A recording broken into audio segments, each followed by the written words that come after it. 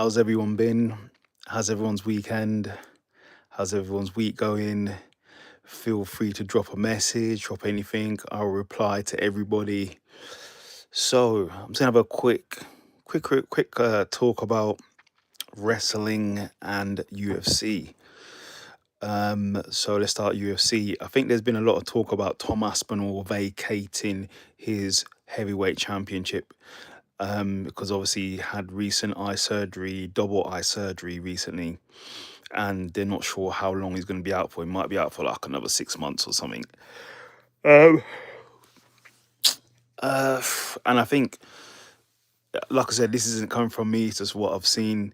So Tom Aspinall has been. I think the UFC approached him to say they want him to vacate his title. And I think he said to him, okay, if you want me to vacate my title, release me from my contract so you can go and box. This is getting crazy.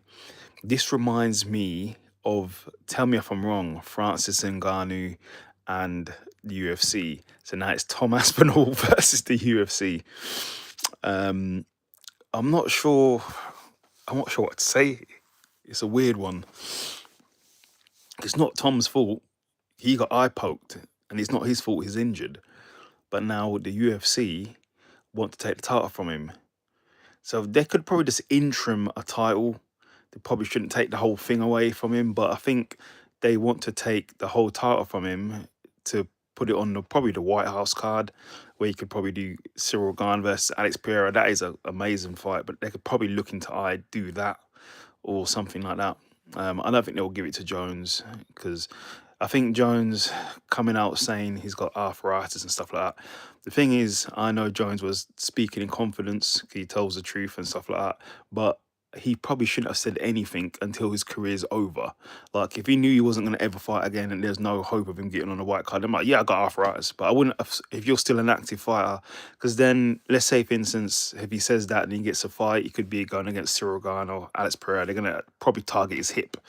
You know what I mean? So, but back to Aspinall, I'm not sure what to say about that. Hopefully they can work it out. But like I said, this sounds like a Francis Ngannou, Francis Ngannou UFC type situation. Hopefully they sort it out, because I like Tom. Tom, like I said, he's about 2 hours and a bit from where I am now. So I support Tom. But the UFC probably should just interim a title. I don't think they should take the title from Tom. But Tom's saying, if you're gonna take the title from me, release me from a contract, that's crazy. So I'm feeling like the UFC and Tom Aspinall are on bad terms now. I think the term sounds a bit shaky, because I don't think Tom wasn't happy before when sort of Dana, look, quote me if I'm wrong, I like everybody. I like Dana, I like Tom, I like everyone. But like Tom feels that Dana was sort of saying that he wasn't injured and he could have carried on. I think that's what I'm getting. So we'll see how that plays out. It's a bit crazy. So, but I heard the White House card is all sorted now. I'm not sure what the fights are gonna be. It's gonna be interesting. There's been I listen to different things. I listen to Joe Rogan, Brendan Sharp, news outlets, and it looks like it's going to be a 6 or 7 fight card. I was thinking to myself, if I'm to sit here and think about what let's say 6 fights you can put on the white card, that could be the best. I think you'd have to do, if you can get Conor on there. I don't think you can do Conor Gaethje, because Gaethje really should be fighting Ilya. So you should do Ilya. So 6 fights. I'd say Ilya versus Gaethje. You just need to do that. I know people want him to face Islam, but I think they can save that fight for another card. So Ilya versus Gaethje, that's one. Let's say Conor. I think it's going to be Conor versus Nate. Personally, I think it's going to be Conor versus Nate. You could probably do Alex Pereira versus Cyril Gane for the interim or heavyweight title. Do Amanda Nunes versus Kayla Harrison on there too. And you got 2 more. Welterweight, you could do Islam versus Ian Gary. That's 5. And 1 more. Hey, I'd say do Joshua Van versus Manel Kape, because I know Manel Kape will put on a show. But I think they're going with Tatsu, I believe. But let's see.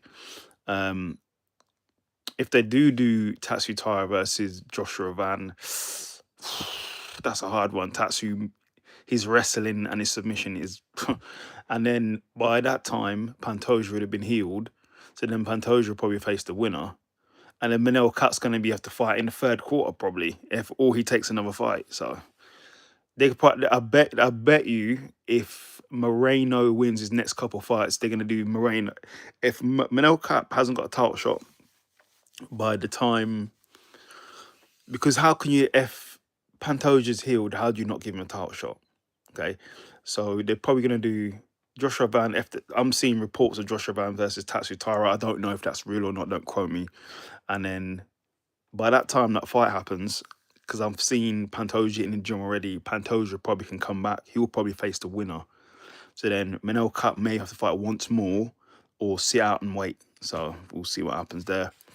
But yeah, things are heating up in the UFC, and then you've got obviously this week coming.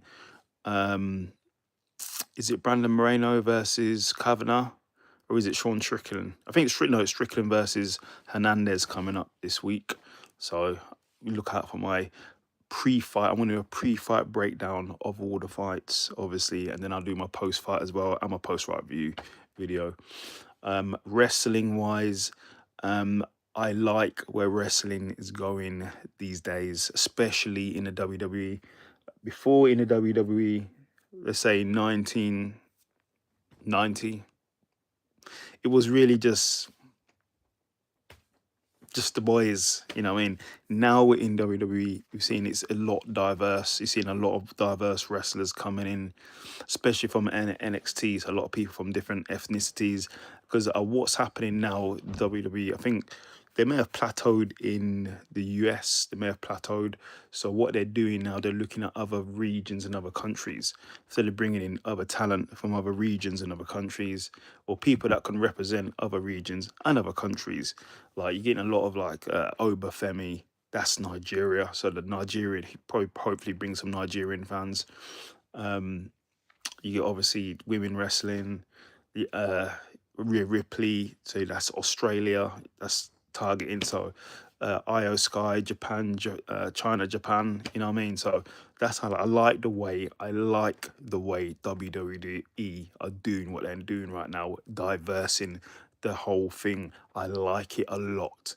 But what we do need to see some diverse winners of the Royal Rumble, build people up, Royal Rumble. And if you're looking at it right now, because I've been watching AEW and WWE, there's one point, obviously WWE is running everything.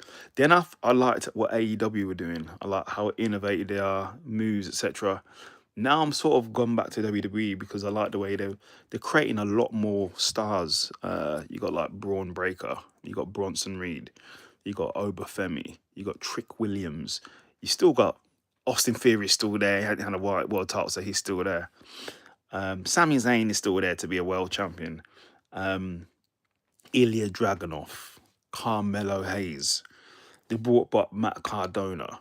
You know what I mean? So they have a lot of new talent there to now push to the next level. And that's what I like about WWE. If you're talking about AEW is awesome as well. I watch both. But if I'm sitting here right now, I say to you, what new talent have they got to push that can be a world title, world champion? The only one outstanding is Darby Allin. But he's been there since his inception. Carl Fletcher, he could be world champion. Okada, but these are established wrestlers. Well, Carl Fletcher's a new one, but Okada's like established. It's not as many, and the company's not as diverse. I know you have Swerve Strickland, but I'm talking about in the main event scene. I think they'll get more diverse once they start breaking into other areas and other markets, which what the WWE is doing right now. But I think AEW is doing very well. I like the fact they're trying to make things diverse. Obviously, Swerve Strickland as champion. So I think when AEW start to get bigger and start going to different markets, we'll see a more diverse sort of top level. But they're doing awesome. So I watched both. So let's see what happens. What's coming up next? I think it's going to be Elimination Chamber. So let's see what happens there. It's probably going to be early predictions. Cody Rhodes will probably win it. one of my friends said at WrestleMania it's going to be a triple threat match: Cody Rhodes versus Drew versus Jacob Fatu. That's sort of how it's going if you look at it. Those three, but it's going to be another triple threat match, like another year running. So that's going to be a bit triple threaty, overdoing it on triple threats. But let's see what happens. But yeah, other than that, I hope everyone had a good weekend. And yeah, I'm out.